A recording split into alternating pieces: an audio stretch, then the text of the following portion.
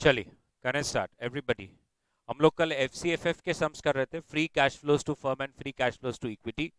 तो उसी को हम कंटिन्यू करेंगे आज। Please come to question number 61।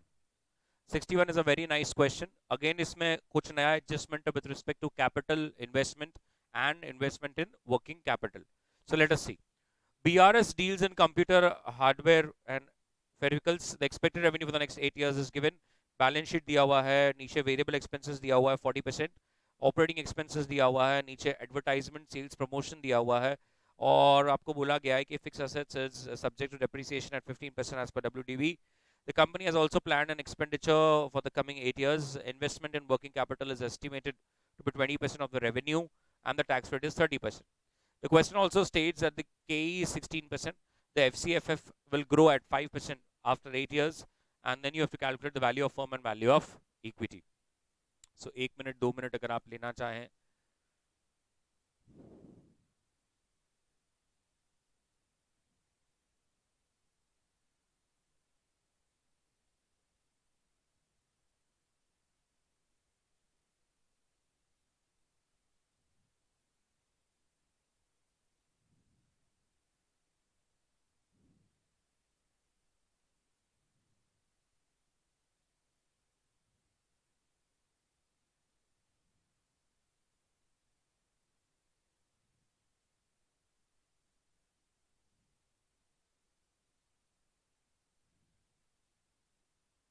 चलिए करें। So it's a full fledged question.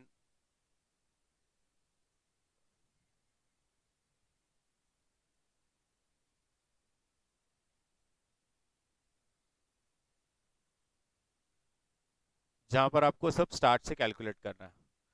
क्यों स्टार्ट से कैलकुलेट करना है? बिकॉज क्वेश्चन ने आपको दिया ही सेल्स है। हमने कल जितने भी क्वेश्चंस करे उसमें we had EBIT and we used to directly jump to NOPAT by doing EBIT 1 minus tax, but यहाँ पर क्या है कि आपको सेल्स दिया है। तो अगर आप 2 मिनट देखेंगे, कैन आई से हम ईयर्स लिख सकते हैं 1 2 3 4 5 6 7 और 8। मेरे पास 8 साल का सेल्स है क्या? है। सेल्स में से मैं वेरिएबल कॉस्ट लेस कर सकता हूँ, and my variable cost is for 40%। तो जब मैं 40% लेस कर दूंगा तो मुझे आ जाएगा कंट्रीब्यूशन। कंट्रीब्यूशन के बाद मैं लेस करूंगा फिक्स कॉस्ट, और मुझे जो फिक्स कॉस्ट दे रखा है क्वेश्चन में वो भी है पहले 4 साल का 1.6 है, और उसके बाद 2। उसके बाद आई हैव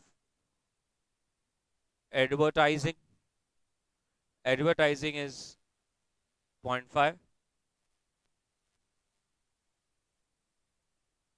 एंड 3 3 3 एंड 1 1। इसके अलावा आपको कोई खर्चा दिख रहा है क्या? इसके अलावा आपको कोई खर्चा दिख रहा है क्या?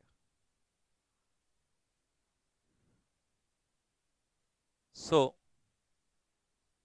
मेरे को इतना, मतलब यहां तक निकाल के दीजिए ना। चलिए, इतनी चीजें निकाल कर दे दीजिए।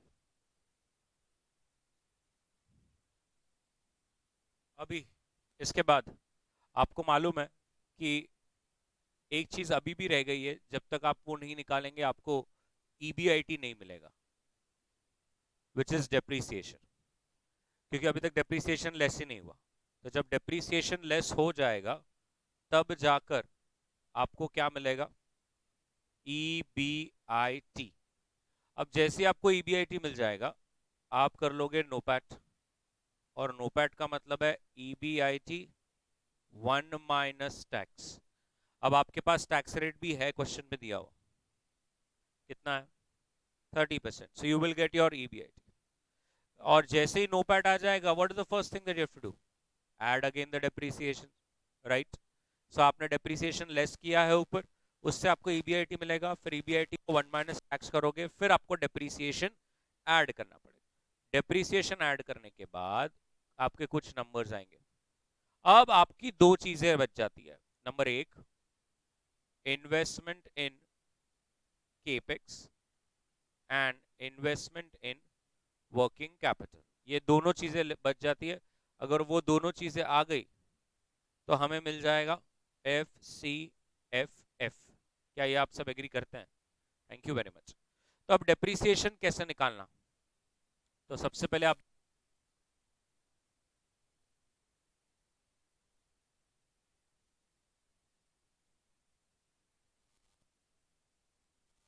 Addition total depreciation closing. तो जैसे फर्स्ट ईयर के लिए मेरा ओपनिंग बैलेंस शीट में दिया है कि मेरा फिक्स एसेट्स, और फिर मेरे को नीचे दिया है कि मैं जो कैपिटल एक्सपेंडिचर करूंगा पहले साल वो 0.5 रहेगा, तो मेरा टोटल रहेगा 17.5। अब उन्होंने खुद बोला है कि depreciation at 15% on the opening, तो 17 पे 15%, 0.625, 17 का 15%, 2 पॉइंट, तो 17.5 माइनस 2.55, 14.95। ओपनिंग पे 15% लेना है, 17 पे 15% लेना है, ऐसा क्वेश्चन में बोला है, नहीं बोला? अच्छा नहीं बोला है, तो 17.55 पे लेना, 2.625 माइनस करो 14 फिर से करके देता हूँ, 14.875 एडिशन है 1.5, तो कितना हो गया?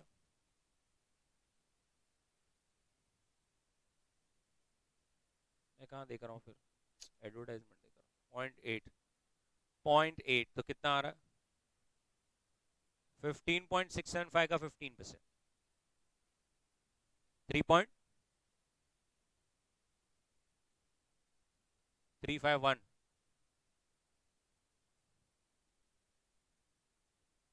तो ये 3 डिजिट नहीं चलेगा क्या अभी? 2.351 लेस कर दीजिए ना, 13.33324। एक आखिरी और एक बार, 13.324, उसमें हम 2 ऐड करेंगे तो वो हो जाएगा 15.324, 15.324 का 15%, 2 पॉइंट,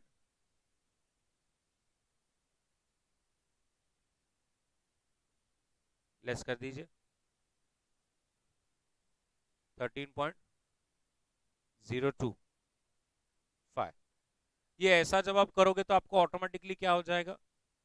10 साल का डेप्रीसिएशन मिल जाएगा। वो डेप्रीसिएशन आप कहाँ पे पुट करोगे? ये यहाँ पर, यहाँ पर, ये सारे डेप्रीसिएशन, तो आपको ईबीआईटी मिल जाएगा। उसके बाद आप ईबीआईटी 1 माइनस टैक्स करोगे तो आपको नोपैट मिल जाएगा। उसके बाद आप डेप्रीसिएशन को ऐड करोगे तो आपको आंसर्स मिल जाएंगे। अब यहाँ पर केपेक्स और वर्किंग कैपिटल रह गया, अब उसका वर्किंग नोट कैसे, ध्यान से देखिए। Calculation of total investment required, ये आरटीपी क्वेश्चन है, बहुत बार आ चुका है। ईयर और what institute has done is check investment required,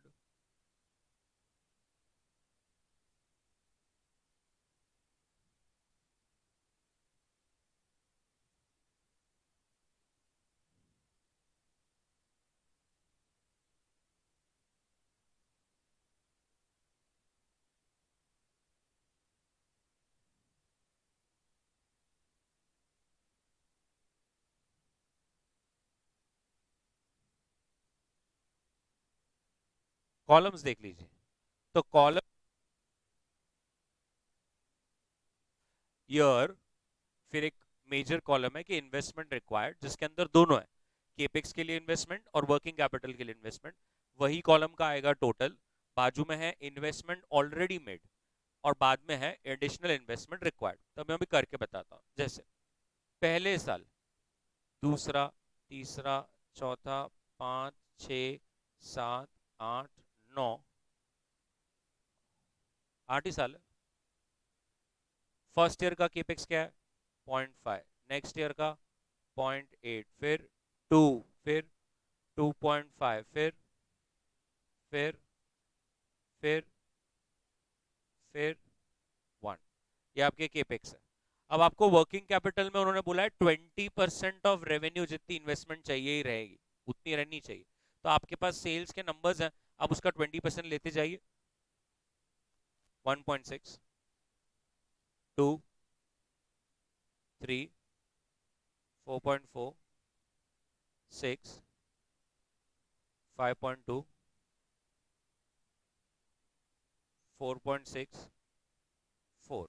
अब आप मुझे इसका टोटल बता दीजिए। 2.1, 2.8, 5, 6.9, 9.5, 7.7, 6.1 एंड 5, बराबर है ना? ये आपकी इन्वेस्टमेंट इतनी रहनी चाहिए। अब देखिए क्या है, तो बाजू में इन्वेस्टमेंट ऑलरेडी मेड। अब आपकी अगर बैलेंस शीट में देखोगे तो वहां पे करंट असेट दिख रहा है कि पहले से इन्वेस्टमेंट 3 की है। तो इसका मतलब पहले साल आपको कोई भी एडिशनल इन्वेस्टमेंट करना ही नहीं है, क्योंकि रिक्वायर्ड था 2.1 और आपका पहले से बैलेंस शीट में करंट असेट में 3 खड़ा है। रिक्वायरमेंट ही 2.1 की थी और आपके पास 3 है, तो आपको कोई एडिशनल पैसा लगाने की जरूरत नहीं है। अब जब हम सेकेंड ईयर की हम बात करेंगे, तो सेकेंड ईयर में आप बताइए इन्वेस्टमेंट ऑलरेडी मेड कितना हो जाएगा? तो 3 plus nil minus 0.5, that is 2.5। अब ये कैसा आया? 3 पिछले साल था, प्लस क्या मैंने कुछ एडिशन किया? नहीं, नील, तो मैंने इसलिए नील लिखा। माइनस वो जो केपेक्स होता है, वो केपेक्स की एंट्री क्या होगी? Fix asset account debit to cash account. तो वो कैश चला जाएगा, मतलब करंट असेट से पैसा निकल जाएगा और वो फिक्स असेट में चला जाएगा। इसीलिए वहां पे वो माइनस 0.5 कर दिया कि पहले साल जो 0.5 लगा रहा था, अब तो वो कैश गई होगी, उससे आपने फिक्स असेट खरीद लिया होगा, तो वो माइनस 0.5 हो गया। मतलब अब आपके करंट असेट नाम की हेडिंग में 2.5 ही बचा है। तो सेकेंड ईयर आपको कितना इन्वेस्ट करना पड़ेगा? 0.3। अब देखिए थर्ड ईयर कैसे करूंगा मैं? 2.5 वॉज द लास्ट ईयर का, प्लस 0.3 मैंने इन्वेस्ट किया, माइनस 0.8 का मैंने इन्वेस्टमेंट किया होगा, 2। इसका मतलब मुझे थर्ड ईयर में 3 लगाना है। अब फिर से कैसे होगा? 2 प्लस 3 माइनस 2, 3। तो यहाँ पर आएगा 3.9। फिर यहाँ पर क्या आएगा? 3 प्लस 3.9 माइनस 2.5, 4.4। तो यहाँ पर आएगा 5.1। फिर 4.4 प्लस 5.1 माइनस 3.5, 6। तो ये आ गया 1.7। फिर 6 प्लस 1.7 माइनस 2.5, 5.2.9।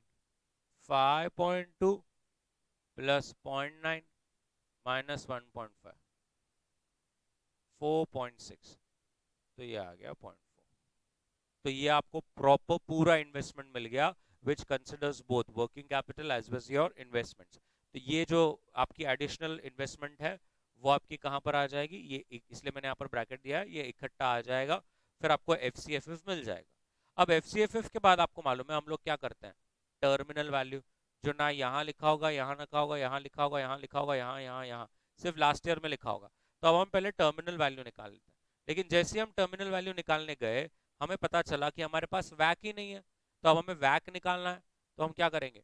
कैलकुलेशन ऑफ वैक, जिसके अंदर मुझे क्या क्या दे रखा है। तो जैसे आप देख सकते हैं उन्होंने मुझे के ही दिया हुआ है 16%। अब केडी तो नहीं है, तो मैंने क्या किया, बैलेंस शीट में गया और लाइबिलिटी साइड में देखा कि 12% वाला बॉन्ड है और टैक्स रेट 30% है। तो 12 1 माइनस टैक्स, केडी का फॉर्मूला 8.4%। फिर मुझे चाहिए डब्ल्यू और डब्ल्यू वो भी नहीं था। तो मेरे पास बैलेंस शीट में है कि मेरा इक्विटी 12 का इन्वेस्टमेंट है और डेट 8 का इन्वेस्टमेंट है, टोटल मेरी 20 की इन्वेस्टमेंट है। तो इक्विटी का वेट रहेगा 12/20 और डेट का रहेगा 8/20। तो मुझे वैक मिल जाएगा। तो वैक कैसे मिलेगा? 16 इंटू 12/20 प्लस 8.4 इंटू 8/20, 12.96। अभी ऐसा 12.96 ही लेना चाहिए, बट इंस्टीट्यूट ने इसको 13% राउंड ऑफ करके लिया हुआ है। तो आप यहाँ पे लिख सकते हैं ICAI। बाकी आप 12.96 भी लिए तो कोई फर्क नहीं आता, 13 भी लिया तो कोई फर्क नहीं आता, इट्स हार्डली 0.04%। ठीक है, तो ये आपका वैक आ गया। उसके बाद क्या आएगा, कैलकुलेशन ऑफ टर्मिनल वैल्यू। अब टर्मिनल वैल्यू कैसे निकाली जाएगी, TV8 is equals to FCFF9 upon वैक माइनस ग्रोथ। अभी 8 ईयर का तो FCF आप निकालोगे तो वो जो आएगा उसमें आप क्या ग्रोथ लोगे, क्वेश्चन में ग्रोथ दिया है 5%, तो यहां पर 12.96 लो या 13, 13 माइनस 0.05, तो यहां पर आपकी एक टर्मिनल वैल्यू आएगी। वो टर्मिनल वैल्यू को आप कहां पे लिखेंगे, ये यहां पर, राइट। तो आपको क्या मिल जाएगा, फिर से सब कैश फ्लोज मिल जाएंगे। और वो कैश फ्लोज को फिर आप किससे डिस्काउंट करोगे, 13%। जब डिस्काउंट करोगे तो आपको सबकी क्या मिल जाएगी, प्रेजेंट वैल्यू। और वो प्रेजेंट वैल्यू है वैल्यू ऑफ फर्म, यस और नो, वैल्यू ऑफ फर्म। लेकिन क्वेश्चन में क्या बोला है, value of firm and value of equity. तो इसमें से फिर आप क्या कर दोगे, वैल्यू ऑफ डेट को लेस कर दोगे, विच इज 8, तो आपको मिल जाएगा वैल्यू ऑफ इक्विटी। क्लियर है, पक्का एवरीबॉडी। तो अभी ये स्टेटमेंट जो है आप देख सकते हैं इतना बड़ा है, और आपने एडवर्टाइजिंग लेस करके किया है, तो वो पेज, जो भी पेज पर आप कर रहे हो, शायद आपने फ्रेश पेज लिया होगा, तो वो पेज को आप छोड़ देंगे। आप उसके पहले क्या करेंगे, अब ये देखिए, ये डेप्रीसिएशन का एक वर्किंग नोट बनेगा, उसके बाद ये इन्वेस्टमेंट का एक वर्किंग नोट बनेगा, उसके बाद वैक का एक वर्किंग नोट बनेगा, टर्मिनल वैल्यू का एक वर्किंग नोट बनेगा, और फिर आप इस वाले स्टेटमेंट को कंप्लीट करेंगे। क्लियर है, तो मैं यहाँ पर रखता हूँ, पहले सारे वर्किंग नोट्स बन जाएंगे, फिर हम ऊपर की स्क्रीन पर आ जाएंगे। चलिए,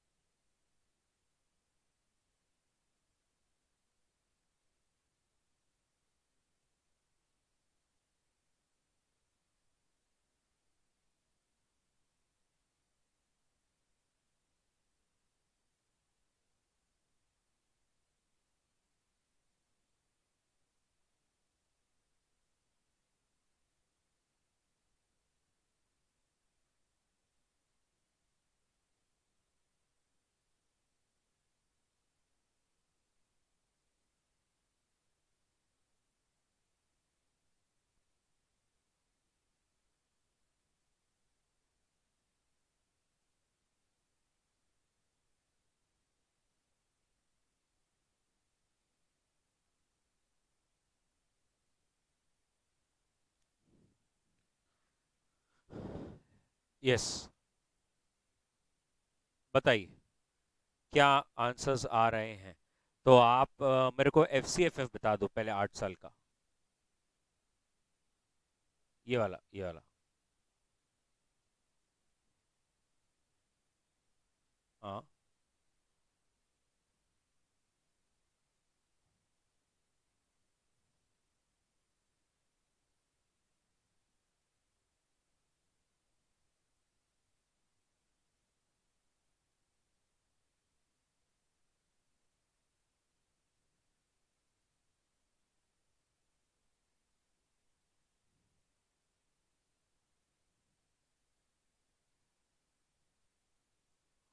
सबके सेम है। नहीं, और टर्मिनल वैल्यू 85.9।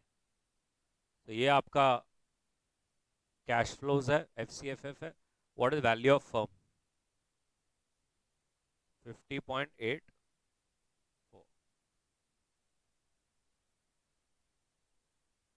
देखिए ऐसा है, देख लीजिए एक बार।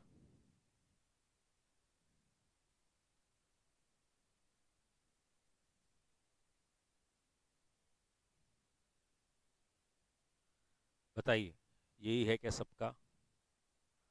कोई इसमें डाउट? अच्छा क्वेश्चन था।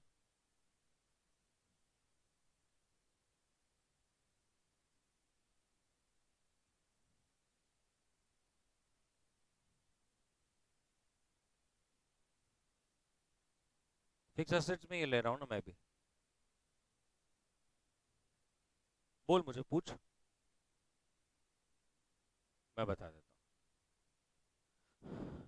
क्लियर? पक्का? ये नंबर्स में देख लीजिए, कहीं पर भी कोई ऐसी इशू, कोई भी नंबर आपका ऐसा नहीं मैच कर रहा है, सबका ही सेम आ रहा है। और ये मैंने यहाँ पर वर्किंग भी बताया था कि इसको कैसे करना है। डिप्रिसिएशन को लेस करना है, फिर ईबीआईटी आएगा, ईबीआईटी 1 - टैक्स, वो नोपैट देगा। डिप्रिसिएशन को ऐड बैक करने का और ये दोनों इन्वेस्टमेंट्स को लेस करने का। एकदम क्लियर, एकदम परफेक्ट। अब आइए क्वेश्चन नंबर 59 पर। Question number 59। Question number 59। अब क्वेश्चन नंबर 59 एग्जाम में कम से कम 15 बार आ गया, और पता नहीं इनको क्या मतलब ये अच्छा लग रहा है इस क्वेश्चन में। अब लग रहा है तो लग रहा है, हम कोई नहीं होते बोलने वाले। तो 15 बार ये क्वेश्चन आ चुका है, और आया तो आया। They are not changing the numbers also, they are keeping the numbers also same. पूरे इंडिया में जो भी सीए फाइनल करता है उसको ये वाला समय से याद ही हो जाता है कि ये तो क्या है, मालूम ही है सबको। तो देख लीजिए क्या है। So valuation done by an established company estimates कि 500 लाख की वैल्यू है based on the next year's cash flow of 20 lakhs with a growth rate of 25%. Now, while going through the valuation procedure, analyst को पता चला कि आपने गलती से बुक वैल्यू ऑफ डेट और इक्विटी लिया है, बुक वैल्यू ऑफ डेट और equity. And while you know कि बुक वैल्यूज नहीं यूज करने चाहिए, तो उन्होंने बोला है कि के 12 था, के डी 6% था, और एक्चुअल में ना market value of equity is 3 times the book value of equity, while the market value of debt is equal to book value of debt। तो क्वेश्चन कहता है क्या सही वैल्यूएशन क्या होगा? तो अभी क्या हुआ है देखिए। सबसे पहले value of company is equals to F C F F 1 upon वैक माइनस ग्रोथ। उन्होंने बोला हमारी वैल्यू हमने निकाल ली जो कि 500 आ रही है, इस बार value already given, and the F C F F for the next year is 20। वैक कोई अता पता नहीं है, ग्रोथ बोला है 5%, तो इससे आपको वैक मिल जाएगा। अगर आप बता देंगे तो मुझे खुशी भी होगी। देखिए एक बार बताकर, वैक क्या आ रहा है? 9%। अब वो क्या बोल रहे हैं कि हमसे ना वैक की कैलकुलेशन में ही गलती हो गई।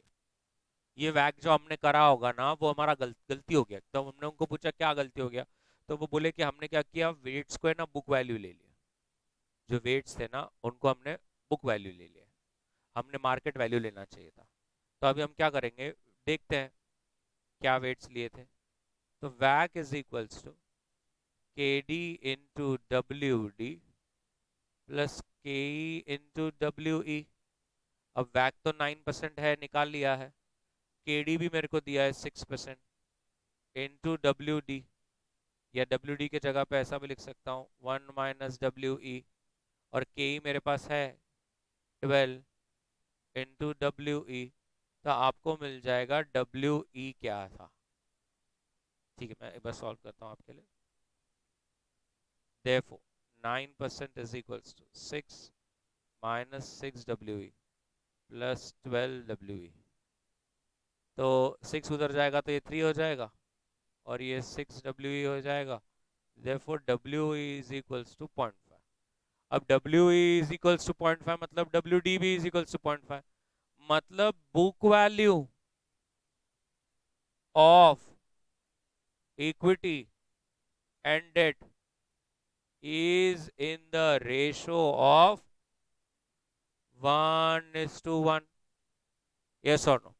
इक्विटी और डेट का जो बुक वैल्यू था वो 1:1 था, सेम था, इसीलिए हमने भी वेट सेम लिए। लेकिन अब हमें मालूम है हमें बुक वैल्यू नहीं लेना है, हमें क्या लेना है, मार्केट वैल्यू लेना है। So market value of equity and market value of debt, ये लेना है हमें।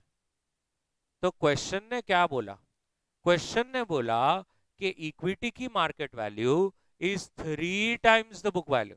अब बुक वैल्यू इक्विटी की क्या थी 1, तो इसका मतलब उसको 3 से मल्टीप्लाई करेंगे तो 3 आ जाएगा। और डेट की बुक वैल्यू क्या थी 1, और उसकी मार्केट वैल्यू क्या है 1 टाइम्स, तो उसको भी 1 से मल्टीप्लाई करेंगे तो वो 1 आ जाएगा। इसका मतलब new weights as per market value is 3:1। Now नए वेट्स मिल गए तो क्या हम नया रिवाइज बैक निकाल सकते हैं। रिवाइज बैक क्या रहेगा, के डी इंटू डब्ल्यू ई, के डी इंटू डब्ल्यू डी। अब के ई क्या है 12 इंटू 3/4 इंटू 1/4। तो एक्चुअल में आपका वैक 9 नहीं था 10.5 था।